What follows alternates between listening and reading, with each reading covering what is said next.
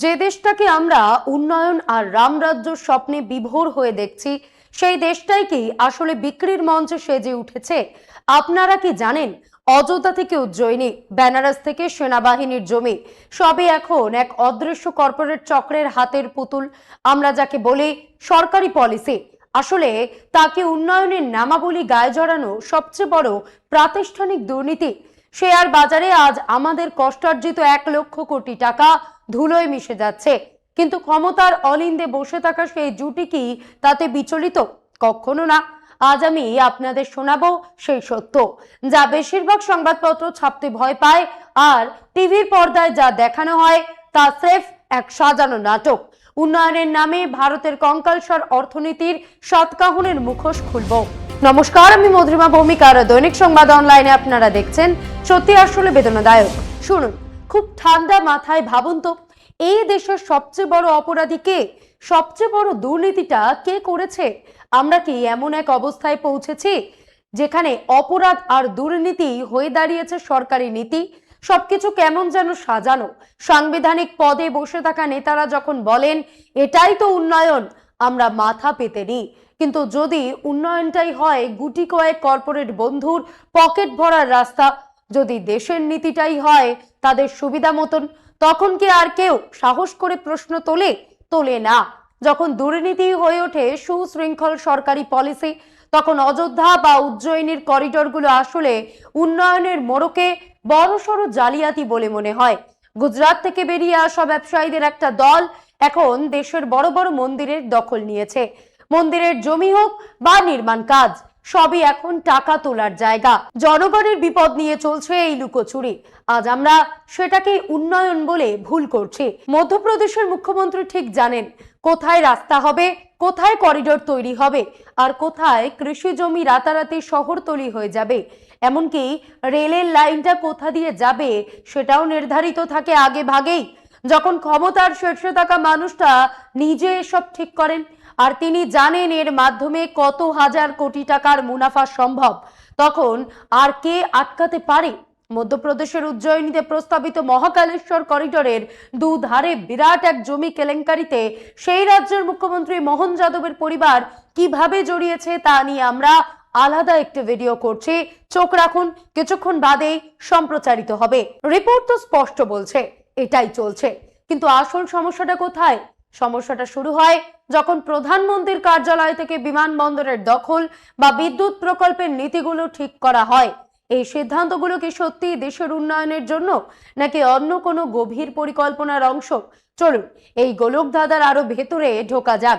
দেশের তথাকথিত port king এর উত্থানের কাহিনী আপনারা সবাই জানেন, যার কবজায় এখন দেশের 122টি ক্ষেত্র।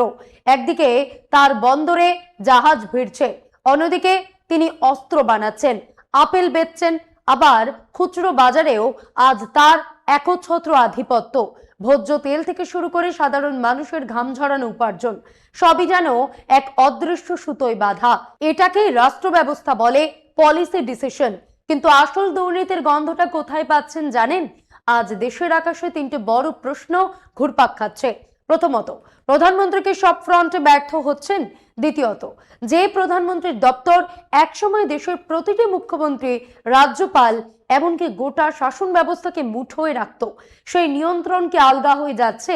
আর তৃতীয় প্রশ্নটি সবচেয়ে বিস্ফোরক, বিজেপি আর আরএসএস কি বুঝতে পেরেছে এই ধারা চলতে থাকলে তাদের অস্তিত্বই সংকটে? আদর্শের নামে তো অযোধ্যা উজ্জয়িনীতে যা হওয়ার হয়ে গেছে, বলা ভালো করে ফেলেছে, এখন তো আর কিছুই অবশিষ্ট নেই। এরই মধ্যে প্রশ্ন উঠছে, অযোধ্যার রামলালা মন্দিরের দানপেটি থেকে এত বড় দুর্নীতির খবর বাইরে এলো কিভাবে?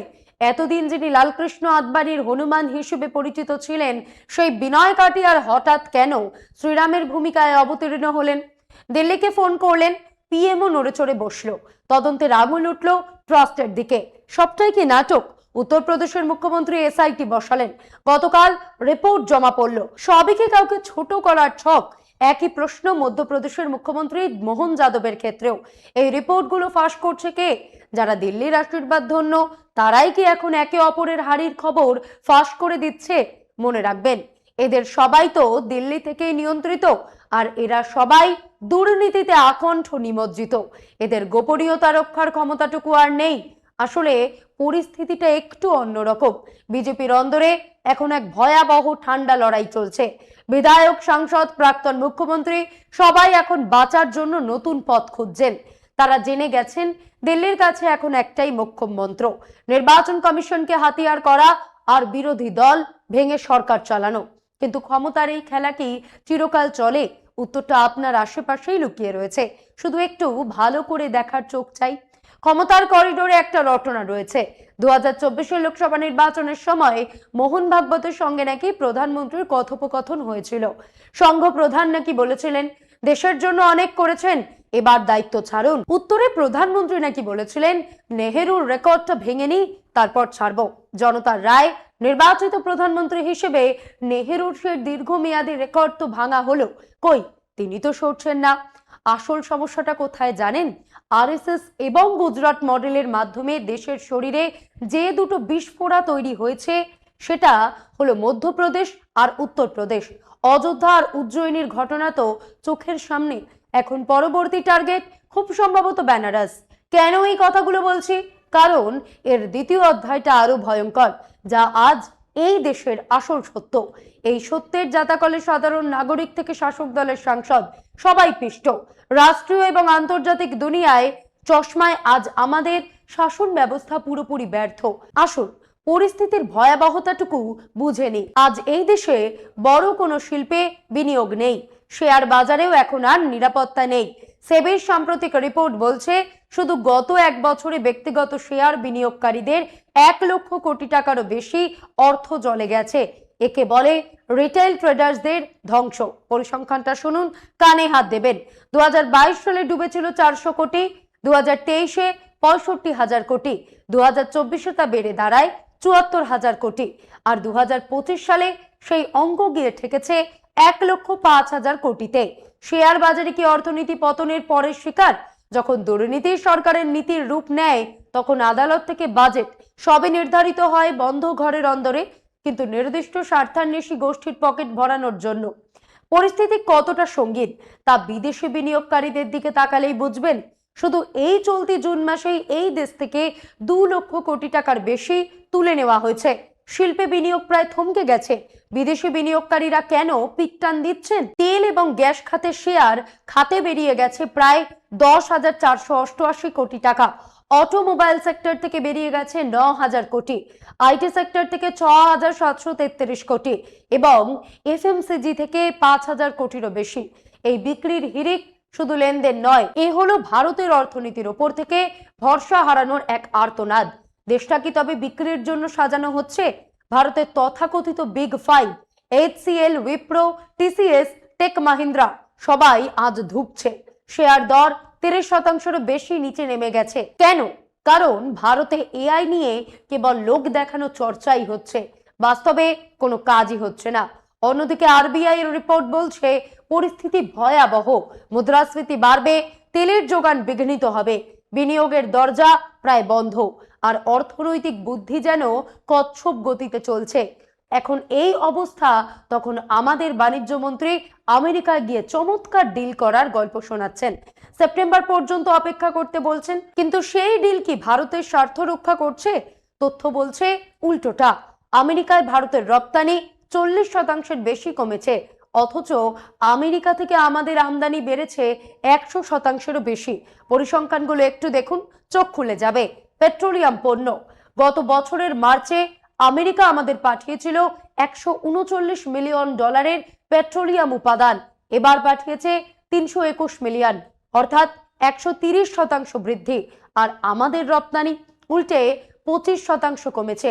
ইলেকট্রনিক যন্ত্রাংশ আমেরিকার আমদানি বেড়েছে 135%, 182 থেকে $431 মিলিয়ন, আর আমাদের রপ্তানি 33% নিচে নেমে গেছে। অর্গানিক কেমিক্যাল আমেরিকার রপ্তানি বেড়েছে 98%, আর আমাদেরটা কমছে। টাটকা ফল এখানেও একই হাল, আমাদের রপ্তানি প্রায় অর্ধেক হয়ে গেছে। আর ঘরের ভেতরের অবস্থা, গত পরশুই ভারত সরকারের নিজস্ব রিপোর্ট এসেছে। খবরটা শিউরে ওঠার মতন। কয়লা খাতের বৃদ্ধির হার এই মুহূর্তে -9.3% বিন্দু, রিফাইনারি পণ্য -8.7% অপরিশোধিত তেল এবং প্রাকৃতিক গ্যাস -4.9% এমনকি সার শিল্প, যার উপর দাঁড়িয়ে গোটা দেশের কৃষি নির্ভর অর্থনীতি, সেই সার শিল্প চলছে -1%। বাইরে থেকে কেমন যেন ছিটকে যাচ্ছি, ঘরের ভেতর থেকেও তেমনই তলিয়ে যাচ্ছি। দেশটা কি তবে নুন আর ভাতের মতন জমানো সবকিছু ধুয়ে মুছে সাফ হয়ে যাচ্ছে? সরকার কি এই বাস্তব পরিসংখ্যানগুলো দেখছে না, নাকি দেখার ভান করছে না? শুনুন, এবার আসল গুমর ফাঁস করি। আপনারা হয়তো জানেনই না, অযোধ্যা থেকে মাত্র 6 কিলোমিটার দূরে ভারতীয় সেনার 13,351 একর জমি ছিল, যা সেনাবাহিনীর প্রশিক্ষণের জন্য সংরক্ষিত ছিল। কিন্তু এই শাসনকালে সেই জমিও চলে গেল এক কর্পোরেট হাউসের পকেটে। বাকি কিছুটা জমি ভাগ করে দেওয়া হয়েছে দুই তথাকথিত সাধুর মধ্যে। আপনাদের চোখ হয়তো ওদিকে যাবে না, কারণ আপনাদের মনোযোগ সর্বক্ষণ হিন্দু মুসলমান ন্যারেটিভে সরিয়ে রাখা হয়েছে। বেনারস বা মহাকালের করিডোর নিয়ে যে বিশাল বিনিয়োগের গল্প শোনানো হয়, তার নেপথ্যে রয়েছে এক ভয়ঙ্কর বিজনেস মডেল। মহাকালের বিজনেস মডেলই 5 লক্ষ কোটির, আর উজ্জয়িনীর মডেল 35 লক্ষ কোটির। অযোধ্যার মডেল তো এগুলোর উপরে। যখন মন্দিরগুলোকে কেন্দ্র করে এমন বিশাল মুনাফার বাজার খুলে বসে, তখন সরকার একেই বলে পলিসি ডিসিশন। সরকার এবং তার চাটুকার মিডিয়ার ভাষ্যে এটা দুর্নীতি নয়, উন্নয়ন। কিন্তু এই নীতির দাপটে আজ দেশ এক সংকটের মুখে দাঁড়িয়ে। প্রথমবার শাসক দল অন্দরেই অস্থিরতা বাড়ছে। নেতাদের একটা অংশ বুঝে গেছে, এখন যদি কিছু না বদলায় তবে ভবিষ্যতে রাজনীতির ময়দানে দাঁড়ানোর মতন জমিটুকুও অবশিষ্ট থাকবে না। অন্যদিকে একটা গোষ্ঠী মনে করে ক্ষমতা থেকে একবার বিদায় নিলে আর কোনো দিন ফিরে আসা যাবে না। আজকের এই বিজেপি, এই সংঘ পরিবার, সবটাই চলছে মাত্র দুজন ব্যক্তির নির্দেশে। এই জুটিকে যদি সরিয়ে দেন, তবে দেখবেন বিজেপির অস্বস্তি যেন বিলীন হয়ে যাবে। আজ যেমন বিরোধী শিবিরে রাহুল গান্ধীকে সরিয়ে দিলে বিরোধীদের আর খুঁজে পাওয়া দায়, ঠিক তেমনি আজকের শাসক দলের ক্ষেত্রেও একই দশা। এই যে গোপন আঁতাত, এই যে দুর্নীতির জাল, এর আসল সত্যিটা হলো দেশে এখন এক বড়সড় পরিবর্তনের হাওয়া উঠেছে। ক্ষমতার অন্দরমহলে বড় ধরনের রদবদল আসন্ন। সাধারণ মানুষ আজ বুঝতে শিখছে, উন্নয়নের নামে এই জালিয়াতি আর কতদিন? যখন নীতি হয় দুর্নীতিকে ঢেকে রাখার অস্ত্র, তখন সেই ব্যবস্থার পতন অনিবার্য। এটাই আজকের ভারতের সিস্টেমেটিক দুর্নীতি। পরিসংখ্যান বলছে, দেশ বিক্রির এই খেলায় সময় ফুরিয়ে আসছে।